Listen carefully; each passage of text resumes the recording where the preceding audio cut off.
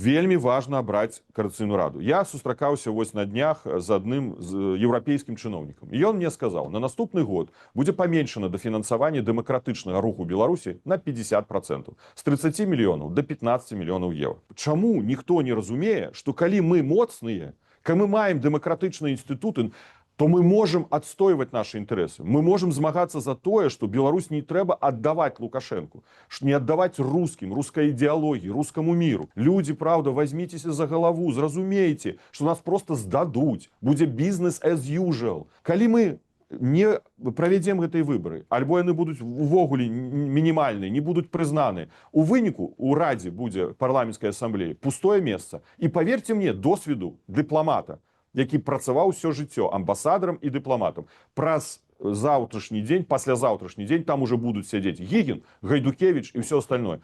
Мы маем афіцыйныя дэлегацыі, дабіваемся рашэнняў у нашых інтарэсах. А ўсе кажуць, ерунда, фігня, нам гэта не трэба. Сур'ёзна?